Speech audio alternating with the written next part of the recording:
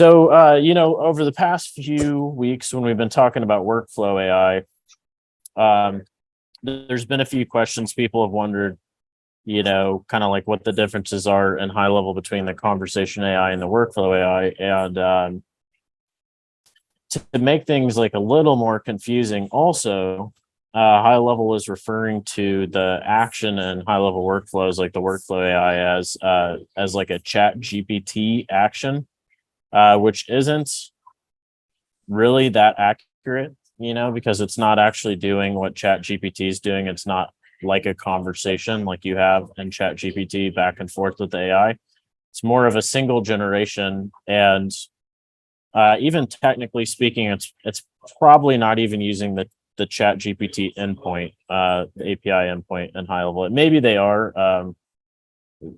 If you guys ever hit the API, there's endpoints for GPT-4 and GPT-3, and GPT-3's endpoint is a lot of times people use the 3.5 turbo endpoint for chat GPT type interactions. Anyways, probably too technical for this call, but all that to say, the chat GPT action in high level workflows is designed to just do a single generation.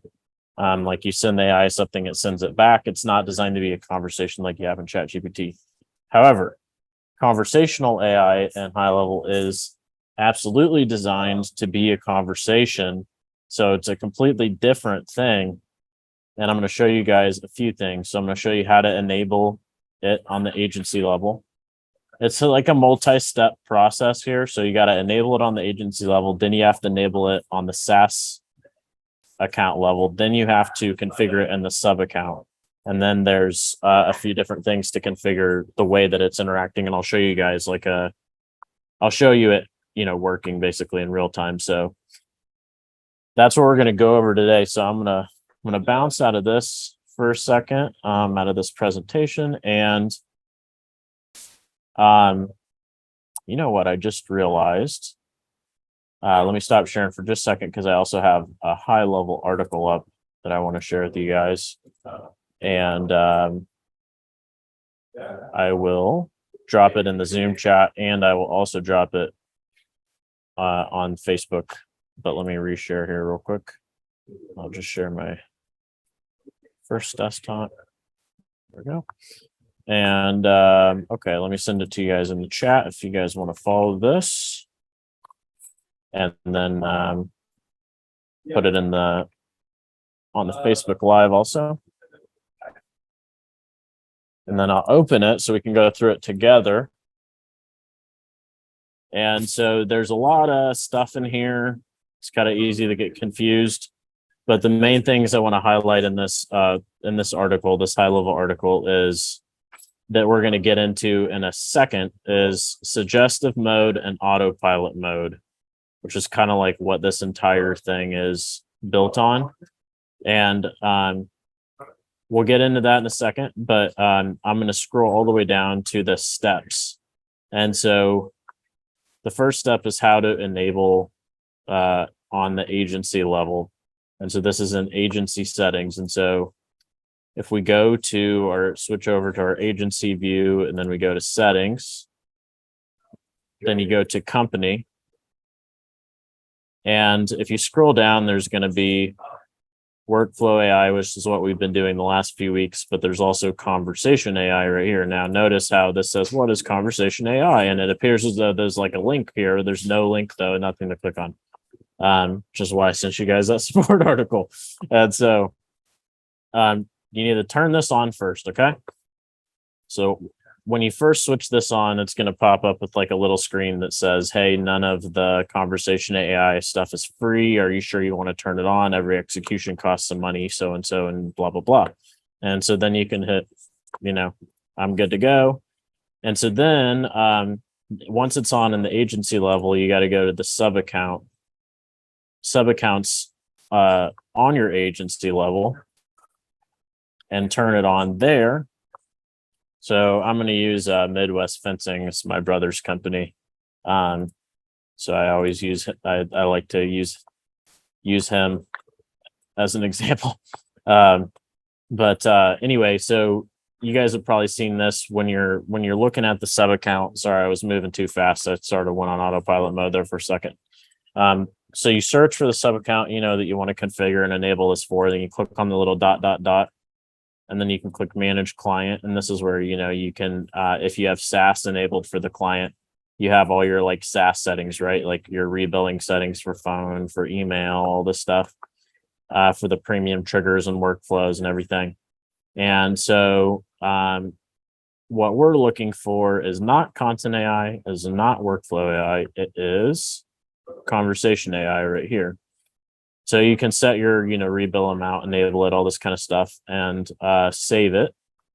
And then once that is turned on, when you can scroll, all the way back up, and then you can switch to your sub account.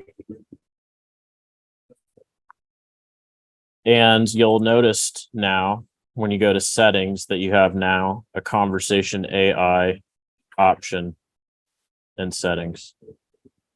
And by default, this will be set to off. Okay. Now, the only thing that you can turn it on to right now is suggestive.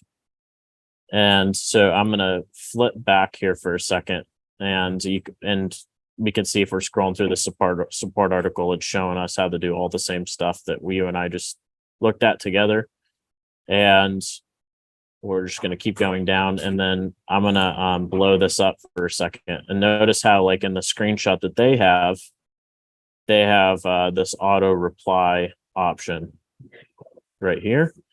But if we flip back to our sub account, like we don't have auto reply, we only have suggestive. Okay. That is because suggestive is available to everyone right now, and auto reply is in private beta. And so anybody in the HighLevel community can get in the private beta, if they ask and get approved and all that stuff. But I wanted to take just like a moment to talk about this piece of it, because any of you that have been hanging out with me for a little bit know I've been into the AI stuff here for a while, and launched the first AI product with Extendly last Black Friday, which some of you might know is called Eve. It was you could generate AI replies for reviews and stuff like that for Google My Business. And around that time, we got, a bunch of people asking us whether or not that was the first kind of exposure to doing like an auto reply to review. And there were people that were wondering how I guess how safe it was, or how whether or not it would be possible to add like a QA step in the middle, so you could look at the messages first. And even though the AI is really, really good,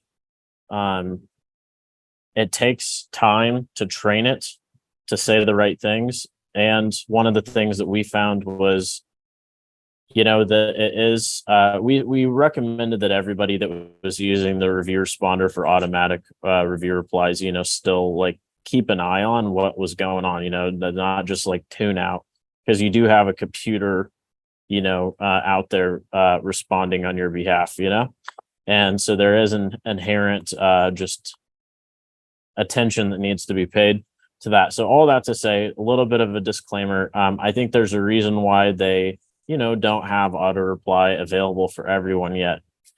And you can kind of like start to experiment with how much you trust the AI to make auto reply decisions on your behalf by using the suggestive feature. And so we can look at that together real quick and kind of see how it works. And so you notice down here, you can pick the channels that you want it to work on. And so right now, for this account, I just have SMS selected, just kind of like to use as an example. And then there's some other settings down here. It says pick a calendar, scheduling link. This calendar will be used for bot replies. And in this account, the only calendar that I have set up for him right now is just to book an estimate. There's not like a calendar for just general inquiries or something, because most of those are just handled over the phone and, done on an ad hoc basis. It's like there's not an appointment needed for that. So anyway, you have to select something here. So I just book an estimate. But I started to kind of see that wasn't going to work out as well as I hoped. And I'll show you kind of what's going on with that. But the main thing down here is like, customized bot responses include FAQs to train the bot to handle missing information. And you can like add these FAQs. And then you can type a question up here, and then you can type an answer. And this is where stuff gets really interesting in terms of giving the AI information to handle your specific business scenarios. And so, right now you guys can see like I don't have anything in here, right? I literally enabled this on this account right before this call. So it's a good kind of case study of like what happens if you aren't training the AI on anything. So if we kind of roll with it the way that it is right now, I'll show you guys how it works. If we're in the conversation thread and I'm just looking, so I'm gonna look for somebody that is like sending an SMS because we know we enabled it on the SMS channel. So okay, so so this is a fencing company, so somebody's like, oh, okay, thank you for clarifying those lines. When I get off work, I'll take a look at that again. Actually, I like the darker fence better, as this a pretty close representation of what my fence could look like. And so there's like multiple inquiries here, and he has not written a reply back yet. And that was at 11 something a.m. It's like 3:17. So I can make a good case to him. Hey, you should use conversation AI because it's been 4 hours and you still haven't replied back to this person. So maybe it could help you out, And so the interesting thing though is, let's see, earlier when I went to do this, it was popping up. Let's see if I can get another one to pop up.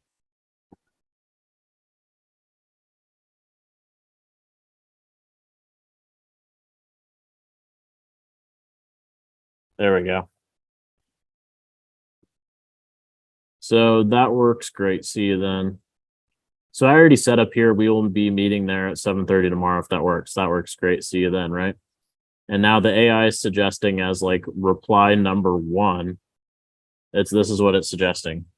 Great. Looking forward to meeting you tomorrow. If you have any other questions or concerns, feel free to reach out. Don't forget, you can also book an appointment. That makes no sense for this message. If this was automatically replying, then this would go out and would make us look like foolish, And I mean, all of these are not good. Now, what I'm curious of is, normally when you're doing conversational AI, and you're prompting the AI, which is like what's instructing it, to generate these replies. We could give it instructions like to not drop booking links unless somebody specifically asks to book, or only in the event of asking for an estimate should we use a booking link. There can be rules and things like that. And so like every single reply I've seen so far, it's dropping the booking link. And so I did notice in the HighLevel article, somewhere in here. Yeah, so with our advanced auto reply feature currently available in a restricted private beta, you can streamline responses and ensure prompt engagement. I was thinking there we go.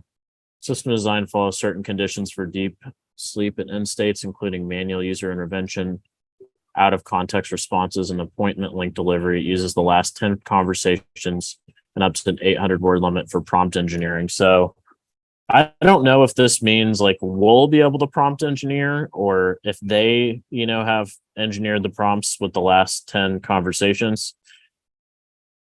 But I think that I personally think if they have any of those features available in auto reply mode, they should make those available in suggestive mode for us to tune. I mean, basically what it gets down to is if the suggestions aren't good, then there's not going to be any confidence, right, that the auto replies would be any good either. So So I'm not trying to, I mean, it's 100% possible to have really good quality responses being generated. I'm just not seeing that that's happening very well right now. And I just wanted to arm you guys with that information because my next, my theses and I'm going to test it between now and like the next training is, to just go in here in settings. And though I cannot prompt engineer necessarily, I am going to experiment with this question and answer thing. The thing is like, if we go back to a conversation like that one that we were just looking at, where was it? That works great. So, obviously this isn't a question. That's just a statement and there's no need to respond to that actually. We already asked the answer. So kinds of questions in here that aren't really questions and they're just statements, and see if I can kind of back engineer the prompt a little bit and get better outputs. But it has to go quite a long way. The other thing I'll test is if I put a question in here that asks, can I book an estimate? And I'll put an answer in like, yeah, here's your booking link. And then I'm going to see if it's still going to, insist on dropping booking links in every single message reply. But anyway, that's basically the conversational AI. I mean, it's in beta. They're improving it a lot. So, just as HighLevel normally is, they opt to get things out pretty early. Sometimes when they're a little underdeveloped, but they do a really good job at listening to the community and making changes. So, I'm not like worried about it or anything. I think it'll eventually be really great. It's just like too underdeveloped to use yet, at least before the question and answers are in there, and we'll kind of test and see what happens when that happens. So I'm going to stop sharing, and I thought that was like going to take 15 minutes, but here we are 22 minutes later. So you guys ask any questions that you have, and we can, and if you have any questions on this, Zach. Yeah, go for it. And if you don't mind, just for the YouTube recording, for at least the first few minutes, let's just keep questions to this, but then we can kind of cut and then I'll answer any other questions for you guys. If you have any questions pertaining to this stuff, we'll just do that first. Yeah, it is regarding this. I was wondering if it's possible. You know how in Instagram and Facebook, they have these bubbles that says either like start here, or the question is already, mentioned in a bubble and they click on it to ask that question. So maybe if in conversation we could have that, not sure if it's possible, but I'm just saying it'll be, it's like we're directing the person who we're in conversation with to ask what we want them to ask. And if it's not there, then it could be like other, right? And then that could just leave it. You think that's possible? I think so. And I mean, I think that I think you're bringing up a great point, which is, one of the use cases for using the conversation AI is just other people being on the communication line, that you're still training and all that kind of stuff. And even those of us who are trained, like sometimes it's just, you don't have to put as much of your brain on it if it's doing it for you. But yeah, I think, I mean, hopefully, like, let's say there was like a standard sales question, and maybe there were like, from our vantage point, like 4 good ways to answer it. And the AI can kind of fill in the blanks too, so, but like normally, when you're training a conversation AI like that, normally what you do, and this is most likely what the question and answers is doing kind of on the back end, is you give it a prompt and basically say like, okay, here's the objective. Like, we want to close them on the deal, and then you're like, here is 4 examples of good conversations that have been back and forth where someone asked a number of different questions and we closed them on the deal. And then the AI can kind of like fill in the blanks and say, okay, so the objective is to close the deal. Here's 4 good examples. And then you can give it some additional rules, like, here's the things you don't do. And then you also normally give it rules like, if you're underconfident on your response, then just, say so. Don't just a number of different rules like that. So anyway, so with the question and answers that HighLevel have set up, I think most likely that's kind of what's happening is it's a training engine, so it's just giving the AI examples of like your vantage point of what a good outcome looks like. The problem is that we can't currently like set the objective, and so it's treating it like the objective is to drop an appointment booking link every single time, and so it's just doing that. So that's kind of like a make or break thing in the entire thing. If we could change that, and have some more flexibility there, we might be able to use the question and answers to get good output, so long as it's not screwing up our flow by dropping in links to one single calendar the whole time in every single in every single message.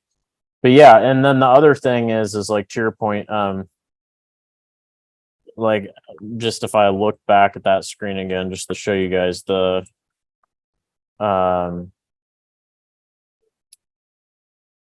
see if I can get, yeah, so this, here it is, it's thinking. So the other thing is, so I guess when you hover over it, you can see it change, and like when you click on it, it sticks, All we see is your and that's, desktop. oh, you guys, okay. Let's see.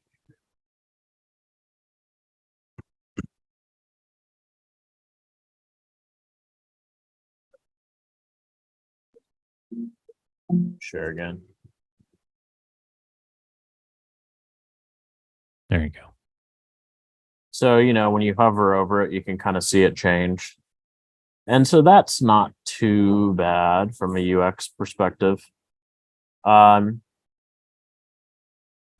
don't know. Something about it though doesn't quite feel, when I look up here, I guess like this gives me utility looking through here, but like before hovering over, these all look exactly the same. Great. I look forward to meeting with you tomorrow. Great. Look forward to meeting you. And it's cutting off the word.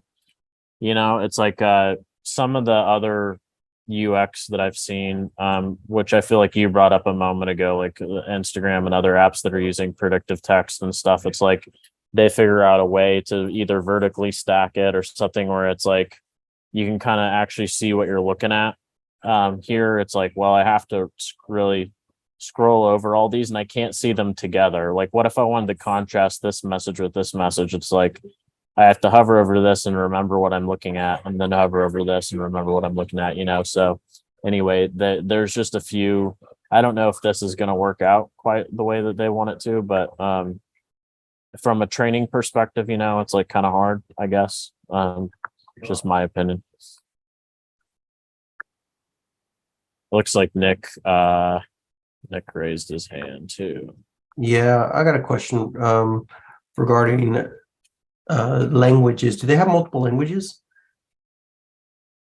So they're using some GPT endpoint for this, and GPT-4 at least. I don't know if they're using 4 for this, but there's a pretty significant language library on GPT-4. I forget how many languages now, but I think it's like proficient in like over 40 languages or something.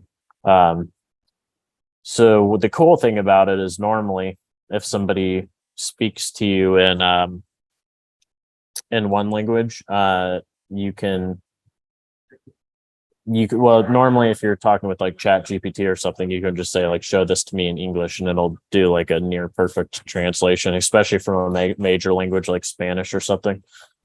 I don't know in HighLevel though, like if somebody sends in Spanish, I don't know if the predictive text that shows up is also going to be Spanish, or if it'll auto translate it to English, I might actually add that on the list to test before next week, because I could let you guys know. But it would be game changer if you could just reply back, and in Spanish, and also read. I mean, maybe they could put a little predictive bubble or something over the box itself if it detects that it's another language, and you can actually read that that message in thread and in English, you know. Yeah, make a note about that.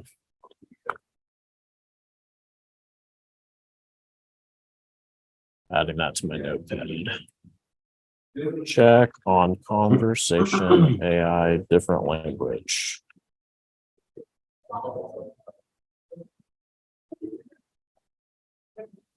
Okay, cool. And then let's see.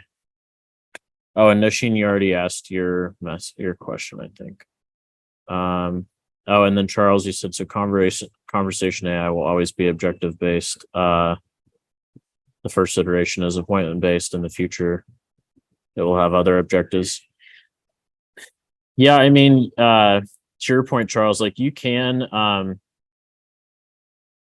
you know, so like when you start out with Chat GPT, you know, Chat GPT is like kind of waiting and discerning the objective as you go. So it's like kind of like an open-ended objective based on, you know, whatever you type.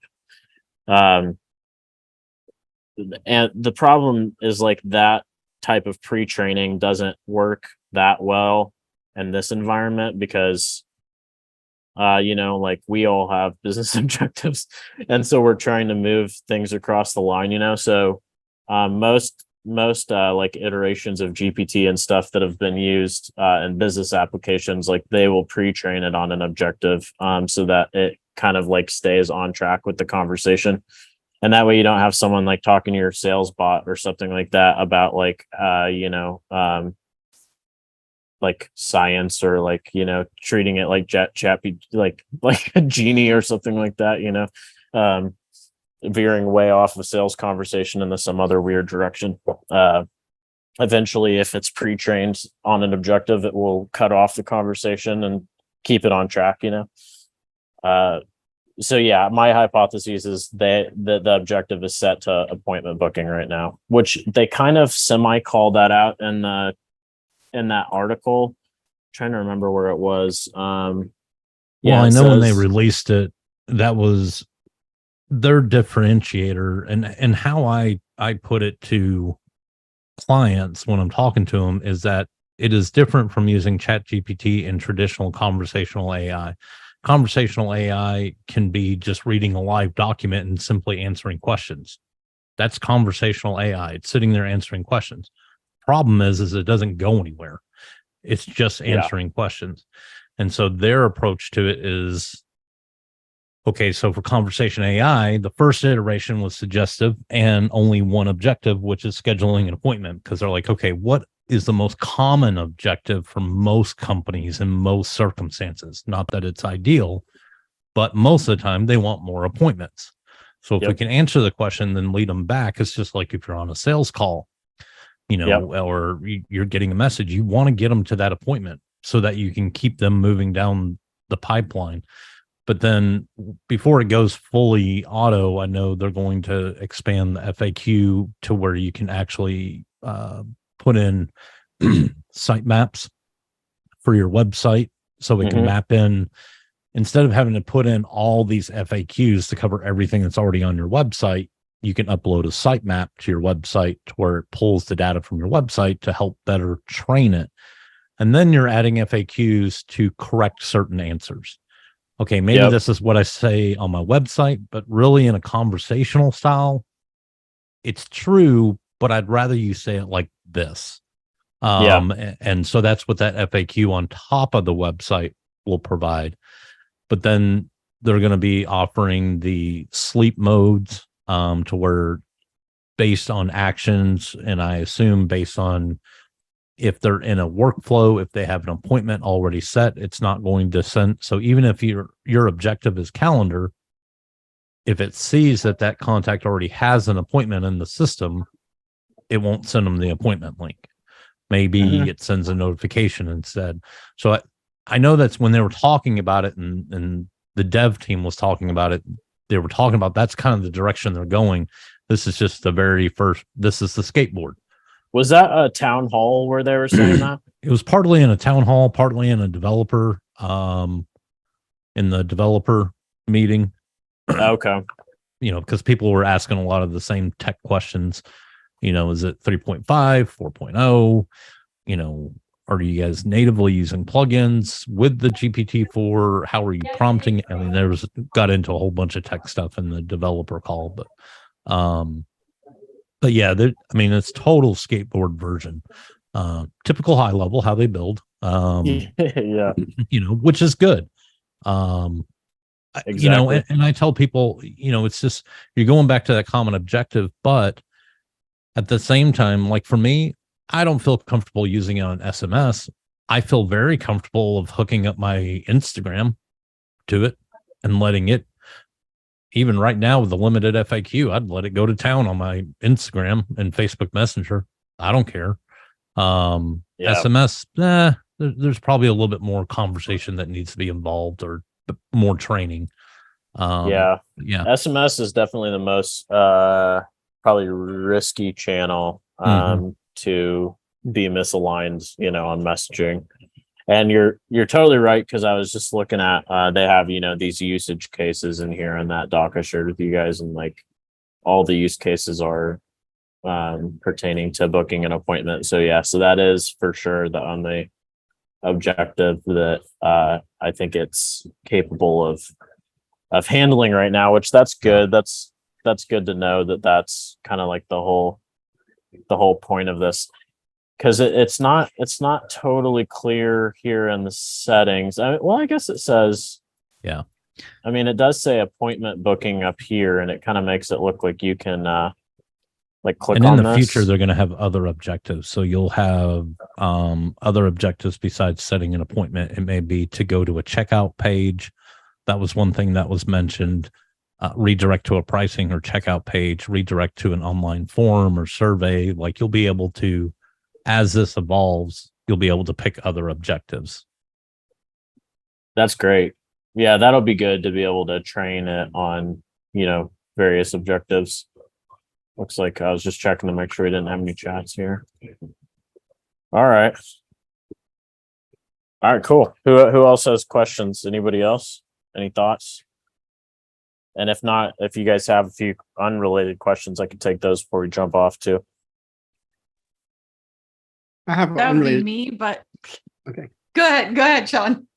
No, please, you first. Go ahead. No, please go ahead. I already asked one, so now it's your turn. All right. So unrelated question. I just started in Extendly literally yesterday, and so I got the ultimate quick start snapshot.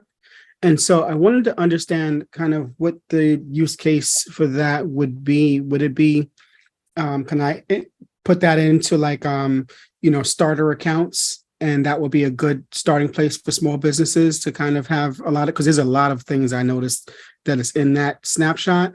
So it's pretty robust. So is that a good starting place, foundational for the, sub accounts that I'm adding on, or what would you suggest in terms of a use case for that? I see you smiling, Charles. You can. I love Charles this uses that snapshot a lot, so you go. Yeah, he does? I love this. Okay. So the way I explain it, and I'll share my screen so it makes a little bit more sense to you and how I approach it. So I basically have 3 different snapshots that I offer: entrepreneur, small business, and real estate agent. Okay, these are all Extendly snapshots. The entrepreneur is the quick start.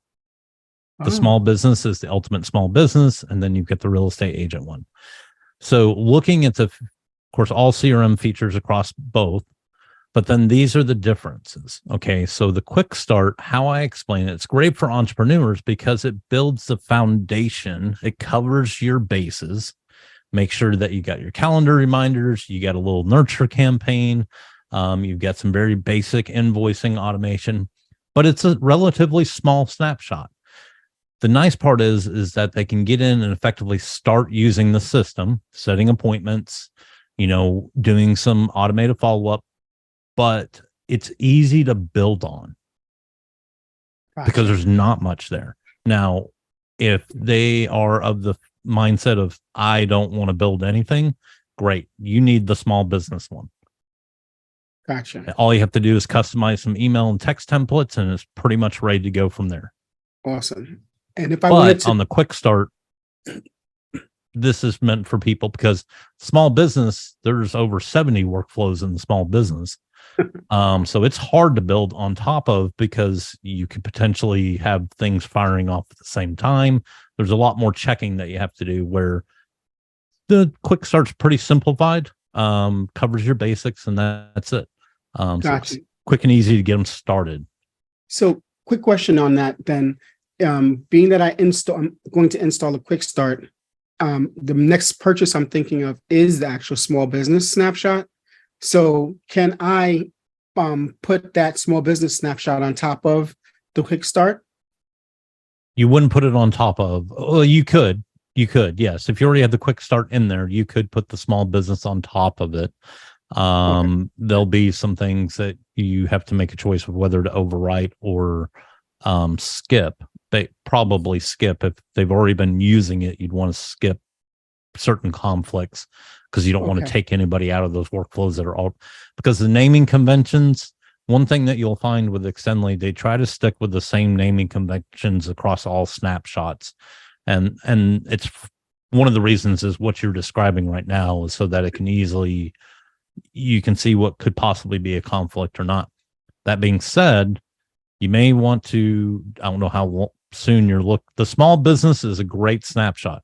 However, you may want to hold off because they are going to be launching a snapshot store soon. To where it's going to be smaller things. So you may have, depending on your niche that you're going after, you may not need the small business. You may need the quick start and this additional bolt-on snapshot. So they're going to be selling smaller snapshot packages that you can kind of pick and put together as they start to develop them to create a snapshot that's more maybe catered to your particular niche without having to go in and try to make the small business fit into a particular niche. I don't go niche, so it works well for me. But if you're in a particular niche, the new snapshot store may be a better option as it's released. Gotcha. So I'll get in touch with someone today. I want to look at the small business snapshot and getting that. So it's thank a great you so snapshot. much. I mean, I can't say anything bad about it. That's for sure. Yeah, but it's a lot. There's a lot of stuff in there. There's a lot. Yeah, you can Sean, you can I don't know if you've already talked with Ryan. No, I didn't. But you can chat with Ryan if you want. Yes. At Extendly, and he can like get you up to speed on all the snap. Okay. And what they email and after this. Okay.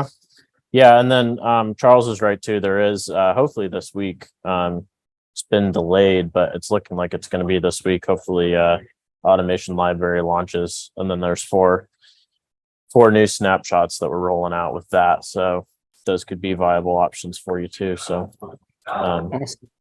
awesome. Thank you so much, fellas. Appreciate it. Yeah, no problem. Do you know what those niche? I'm sorry. Do you know what those niches are going to be?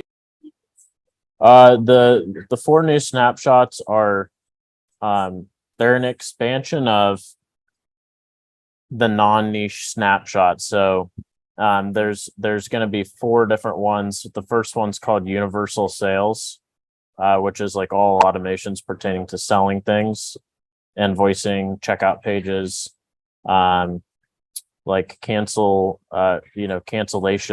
abandoned cart sequences, all that type of stuff. And then there's a conversation management, which is all inbound messaging and conversation handling on all channels like Instagram, Facebook, GMB, inbound phone calls, all that kind of stuff. And then there is reputation management, which is basically soliciting for customers' experiences and sending them review requests, managing their reviews, handling positive and negative reviews, all that type of stuff. And then the last one is contact admin. And that snapshot is for essentially maintaining and growing like a good list.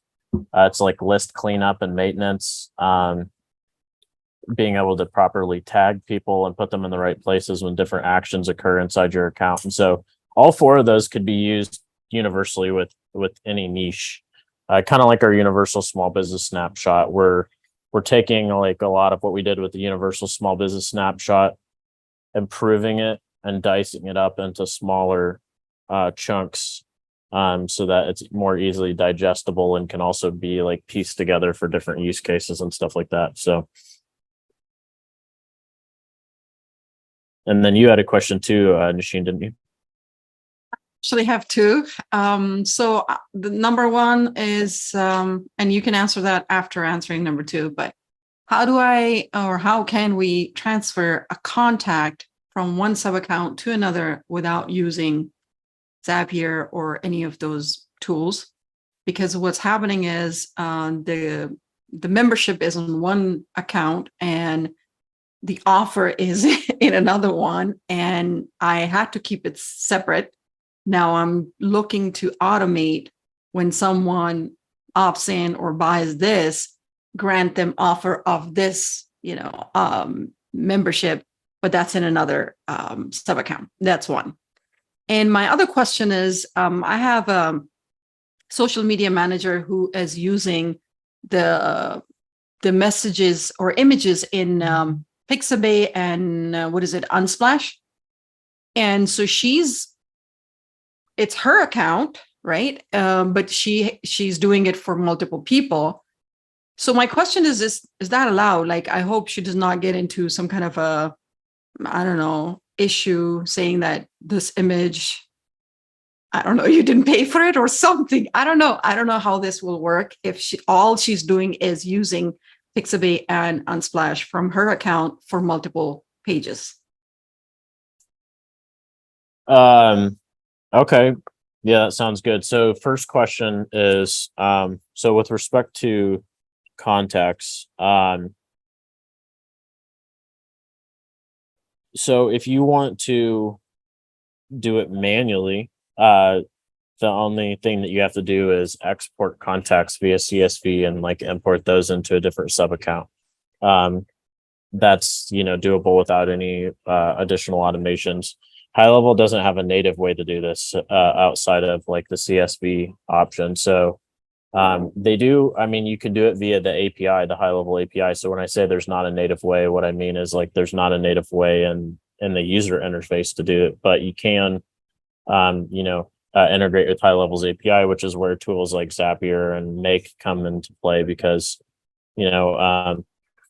a lot of folks, this is like the most common in franchise environments. I've seen it where like you'll have one sub account that's like getting all the leads, running ads, all that, and then they want HighLevel to act as kind of like a lead distribution system, which is like a whole other sort of niche of marketing that HighLevel hasn't really touched yet. There's entire platforms set up for like lead distribution and stuff like that can distribute based on like a number of different criteria. Like for example, this is really common in the solar industry, because solar is very geographically based. So like solar franchising, they want to like give solar leads out to people like specifically in that geographical area.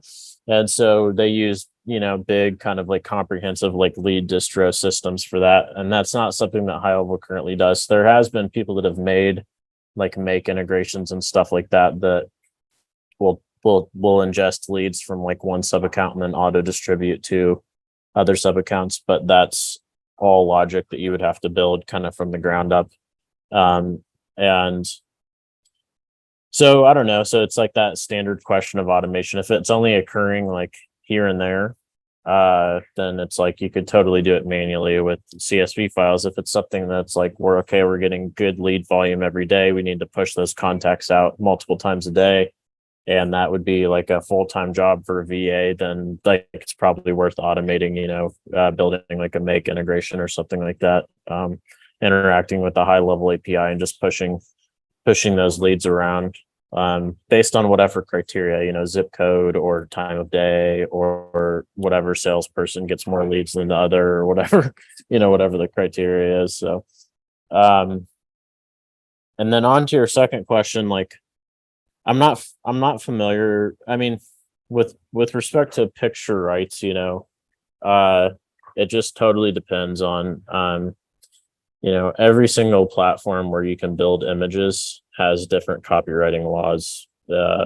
some of them like Envato elements, you know, you can do like an open license, or you can do like redistribution licenses. Different AI picture generation platforms have different rules on that. And you know, so I mean, the main thing is like whatever platform you're using to make the images, depending on whether those platforms are synced up to some of the main systems that big players like Facebook and TikTok and places like that use to scan for like copyright infringement. You know, if any of the images get flagged for copyright infringement, then they'll just be taken down, you know. And sometimes if it's on Facebook or something, you'll go to like Facebook jail for something like that. So you don't want that to happen to your client accounts, obviously. Right. So, but I wouldn't have any way of knowing, you know, what the copyright laws are for that specifically. But Okay. yeah, especially if you're charging people to make images for them, I mean, it's a good idea to make sure that the images you're making are not, you know, copyrighted. So I don't know if that answers She's it. not making images for anyone, but she's posting on behalf of her clients. And she has access to their Facebook pages. And so that did come up in conversation, that what happens if this gets flagged and the account gets put in jeopardy, and she did not want that. And I didn't have an answer for that either. I was like, I've not heard it. But then I've not seen anyone use it like this before either.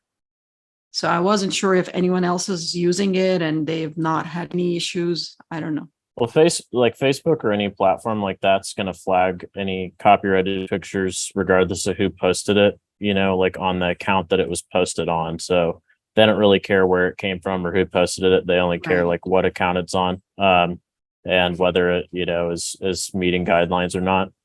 But like in terms of, you know, like your customers trying to come after you or something like that for something like that, it's just a difference of liability conversation. You know, it's like your user agreements with your customers. If they're the ones giving you the images, for example, she's just the one posting it, then you can defer all the liability of, you know, like you know, have a little clause in your contract that's like, you know, you guarantee that none of the images that you provide to us are copyrighted and so on and so forth. And you know, just pass all the liability back over to them for all the images they're handing to you. So But these are already in the account. So I don't know how the connection is with us. You're using the as- Unsplash and Yeah. yeah, Unsplash all those are and- royalty free. nice. So, okay. Yeah. Okay. Anything she's searching, what she's doing is she's using the media library Right. and the Unsplash connection and the other one. Those are all royalty free images. So You don't have it- anything to worry about. Okay, because Nice. with what is it, Medium, right? So when you choose an image through Pixabay or whatever, it does add like a little, you know, images from whatever. So it gives credit, and then that way you know that you're not going to get in trouble. But here it does not do anything, and so Yeah. that's why I was confused. That No, you know, I don't know. You're fine. Okay, perfect. Thank you. And Sean, you had one more, and then I'll take yours, and then I'll probably close it down for today. Mark has his hand up. Mark was actually. Mark has one too. Okay. Yeah. I'll take both of them then. It's cool, and then we'll Go shut ahead, it down Mark. after that. Okay. Hey, Mark Spalding here. Got a question for Charles. You had mentioned you've got the real estate snapshot, and I was wondering how well that's doing for you. I'm currently my main business right now is I'm a real estate broker. I do a lot of brokering and also property management. But got very interested in selling the GoHighLevel products and things like Yeah. that. So that's why I'm here. But the funniest One thing that I will say about the real estate snapshot is I always say this: salespeople are lazy, real estate agents included. So they don't want to change their current process. Their current process is going to Facebook and Instagram, posting social media posts that leads back to their agency website or their team website. The problem with that is that they're breaking the experience. If I see your post about a house for sale or a rental property, I click on the post and then I end up on your team website that has every listing, homes for sale, single family, multifamily. Now I have to, okay, I already saw what I wanted. Why didn't you just take me there? Right. Well, that's what this snapshot solves for. So Nice. basically, instead of you providing a link to a team website or group website or MLS listings, whatever the case may be, it has 13 different funnels that are already pre-built based on the different types of sub niches within real estate: condos, single family, first time home buyers, rent now, buy later. So that way, as you're posting a home for sale, it takes them to where they can get a complete list of the local listings. They put in their email and contact information. It's a lead capture funnel. So there's 13 different lead capture funnels that are already pre-built. The nice thing about it is it goes one step further, and the automations and the nurture sequences are directly tied to those funnels. So if they come in from a Facebook ad that you're talking about rental properties, they go to a rent now, buy later funnel, and then all the follow-up is based on rentals, not about buying a home. And that's where the big process breakdown is, where with a lot of groups and teams, is that it ends up at this group site or team site that, well, that's not what I was looking for. Now I'm spending another 30 minutes as a consumer trying to find what I was originally looking for. So this way it's putting them down the actual path that they intended to go down and keeping them nurtured on that same messaging while building the database, so that as you can push out updated lists to this entire database and it tags them all. So you can say, okay, now I've got 3 new home listings. Let me download, however you want to, you can put it into an email template, however you want to send it out to your clients or potential clients. And then you go to your contacts, filter based on that tag. And now you can send them all an email with an updated list. Everybody that's been through that funnel, because you know what they're looking for. They all went into that funnel. They all filled out their information based on that funnel. Plus they're all tagged based on that funnel.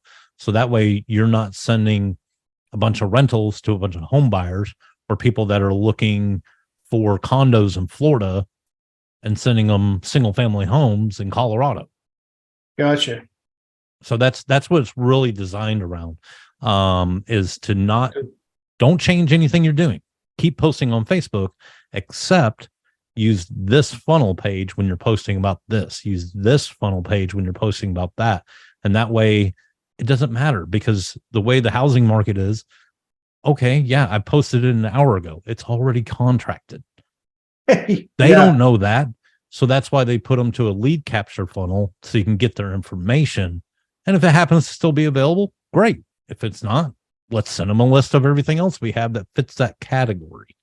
So it does break it down into the primary 13 categories of real estate. Nice. So, and then on API Nation side, if you need better integrations, APINation.com is probably your best resource for integrating HighLevel into other brokerage software, real estate software, integrating other lead sources such as Zillow and Realtor.com, your MLS listings, because they charge a flat fee per month. Instead of Zappier charging per action, API Nation is saying, okay, if you want all your Zillow leads to go into Lead Connector or HighLevel, it's $10 a month. Even though you may have thousands of leads that come in, it's $10 a month for that connection. API Nation. API Nation. Yep. Okay. It's a great resource for I just need a straight path. Like, I don't need anything crazy. I just need the information from this source to go to this source. API Nation's great for that. And it's a flat fee. So it's, and you can sell it to real estate agents as an integration fee. Hey, well, I get it. You hate the software that your broker wants to use. Totally understand. You hate Broker Wolf. You don't want to touch it with a 10-foot pole. Problem is your broker won't touch anything but Broker Wolf. Right. So we'll make everybody happy. It's a $10 integration fee, and we'll help you set it up. Wow. They'll Um, happily pay $10 not to have to go into that software that they don't want to use. Yeah, happily. One more question for you. That is, so I'm kind of in a spot where I need to be able to, I know this is a crazy question, but I don't even know how to ask it correctly. But so I've got snapshots loaded. I've never put anything live yet, where things are going out to customers, whether they're a cold reach or a warm reach out to a database. I've yet to do any of that, and I'm afraid to do it because I don't know what's going to happen with the system. So I'm wondering what the best way to inside test it to make sure things are doing what I want it to do, if that makes sense. Put yourself in there as a contact. Walk through the experience as a consumer. Okay. Honestly, if you have a website where the lead forms are live, go on your website, fill out the lead form, go through the actual customer experience, and then you can go back into the system and look at your customer profile and see what workflows you went into. Okay. And then there's a little network. It looks like a network icon. But if you look at any of the past workflows or active workflows in that contact card on the left-hand side, once you scroll all the way down, you can click on the little network logo, 3 dots that are connected by lines, and it'll jump you straight to the execution log of that workflow. And then you can look at the builder. So that way you don't have to go into automations trying to find that automation. Right. Just click that link. It'll open it up in a new tab. And that way you can see. But best way to test it is just go through the customer experience. Okay. Thank you. And then if you want to test something else, just delete your contact and start over again. And that way there's nothing there historically. So you can see how it would work if that was the initial action. But yeah. Well, and if you bought Extendly snapshots, you should have, depending on which ones you bought, you may have support. So don't hesitate to reach out to chat support if that was part of the snapshot you bought. Okay. Last question. Website. My current website was built by an outside source, and they didn't build it in WordPress. And the more I'm learning about this, the more I realize that website's not going to really, it's going to be I'm not the webmaster on it. So I'm not going to be able to make changes without having somebody else do it for me and that kind of thing. And also heard that WordPress is not really the best, the best build platform. So is that correct? Or am I hearing it wrong? I mean, there's a lot of people that still use WordPress. There's a lot of good applications still for WordPress, especially on the SEO side of things. Yeah. And you can also host WordPress with HighLevel, which is pretty awesome. But I think there's like a couple different problems in there that you're listing to break down. I mean, one of them is, if you are offering services that have something to do with making changes to the website or something like that, and you don't have access to the website, then that's problematic. But like a lot of agencies that, want to do like lead gen, but they don't want to touch like their clients' websites and stuff like that, but they're going to be running paid traffic. They'll just stand up landing pages in HighLevel where they can capture the traffic. That way they can do all of it without even having to touch their clients' websites. And you could still set up like a subdomain on your client's domain. So that way you can still have it branded to them without having to get in and mess around with their website.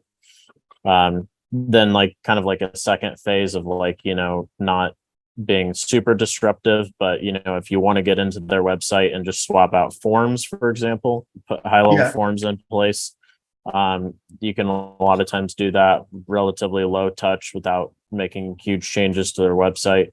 But if they want more than that, you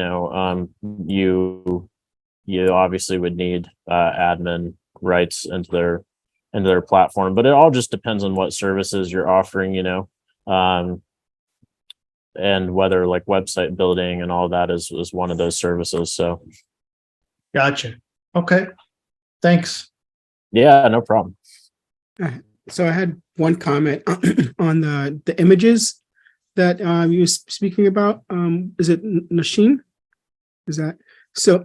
So I had a really bad experience. Well, educational experience about 5 years ago, where I had an image that I used from Upsplash actually, and what happened is I guess whoever uploaded the image to Upsplash probably didn't go through all of the verifications needed for that image, so it was owned by another company.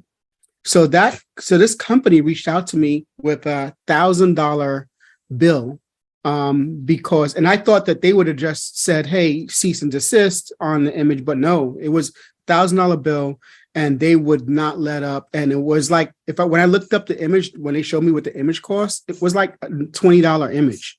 And so they would not let up whatsoever.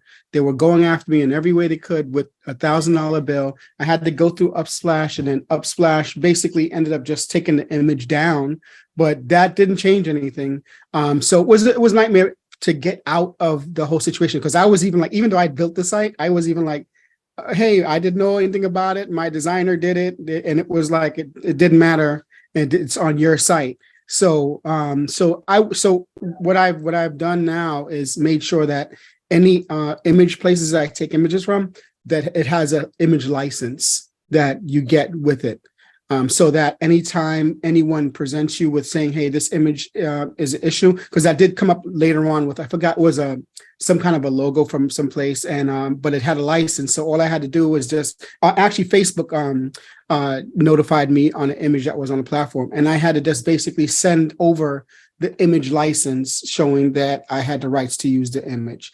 And then that was it on Facebook. But the other company, so it can get really bad. So I would just always make sure that you're getting images from, make sure that there's some kind of a licensing for those images that you can get and have. Wow. Or even if you're doing it for clients, make sure that you have a library of that. So if it comes up for the client, that you have a library of those licensings, and you can send that over to them should anything happen. That's just in my practices. That's a nightmare. That's what I want to avoid. Yeah, so can we maybe put an idea that every time we use it, it should come up with the license or some kind of credit at the bottom, just like everyone else does. But within the whatever company you're getting it from, they should have some kind of licensing page to kind of give you, information on that image. Some places like would actually have the license per image, and some places may have a blanket license agreement that covers their images in their library. Right. I'm just saying, since it's already, we have access to it through our media, right? Media library, and every HighLevel account holder has access to it. I'm just saying, whenever I've used it, I don't see any credit, any license that, So you don't know where it's coming from. So you don't know the source. Yeah. So either just not make it available for us to use, because that is a big thing. Or I'm just saying we should let someone at HighLevel know that whenever we choose something, it should just, generate a link giving credit wherever we use it, because we're using it from within GoHighLevel app. Oh, okay. So I didn't even know. So HighLevel has an image library. Yes. Oh, okay. So maybe that's you probably... just search like woman working on a desk. On HighLevel. That probably then falls on HighLevel. They probably have some kind of licensing agreement. Should something come up like that, then they should be able to provide. They should, yeah. And I do agree. Yes, I could do a Google image search, but again, it defeats the purpose of what we're trying to do here. We are trying to minimize the time. We're trying to get more done in less time. And if we have to go through this, then of course, then why not? Because I have an account with all these apps that let with free images. I'm forgetting. Are you talking about the image generation AI? Because HighLevel doesn't have any native integrations to any like other media libraries outside of their own No, library. can I share my screen real quick? Yeah, Let me go for it. Okay. It might just be the stuff that's in the image library because if you download some of the Yes. So for example, if I choose, geez, my desk work, right? And instead of my media, I choose Unsplash. So if, I'm writing a blog and I just choose this image, right? Now it does say photo by this and Unsplash, but it doesn't say when we upload it into our, if it's a blog, if it's a funnel page, if it's, well, in my case, it's on Facebook pages and Instagram pages. And then that is my concern. I gotcha. Yeah. And maybe if it should, because with when we're using it in Medium, the writing platform, it lets you choose it just like this, but it also gives it a line of credit right there. So we don't get in trouble because we just searched and this came up and it belongs to them, but we just added it. It doesn't matter if you give somebody credit. If they own the copyright, you giving them credit doesn't make it okay. Yeah, exactly. Say that again, sorry. If you use somebody else's image, just giving them credit doesn't make it okay. That doesn't give you a copyright or a release of copyright. Okay. Well, I mean, that's what Medium does. So at least I'm comfortable using it because Medium is not charging us. It's the same thing like this one, right? But whenever I add it to my article, it says photo by Unsplash. But that's irrelevant though. That doesn't release you from any liability. Oh, okay. So then we shouldn't be using these images and. No, I think everybody does. I mean, if you're worried about it, like if you had somebody could have put their stuff on here and saying they owned it, but really they didn't. So right. Just double checking maybe on Google Images will just give you that. I've never heard of somebody going through that before, but that sounds pretty bad. And anybody, including yourself, if you want, like anybody can submit ideas to the HighLevel idea portal. So if you wanted to submit an idea for HighLevel to pull licensing information through, I mean, they're already pulling the image through, the image name through. So, if you wanted to store like licensing information in the library, the media library, along with the image name and all that kind of stuff, just so that way you could at least see what images have licenses and which ones don't. Like that'd be a good idea, I think, to search the HighLevel idea board for, see if it already exists. If it does exist, upvote it. If it doesn't exist, you can any HighLevel user can add any of their own ideas to the library. So okay, yeah, okay. So meanwhile, I can just let her not use these images because it seems like it's not very clear, and I don't want her to, get in trouble because I didn't know. That makes sense. All right, guys. Thank you, guys. I got to shut it down for today, but thanks for all the questions. Thanks for joining. Take care. Thank you very much. Want to learn Go High Level in a structured format? Check out the GHLacademy.com by Extendly. We guarantee to save you 6 months of wasted subscription costs for HighLevel. Just visit the GHLacademy.com.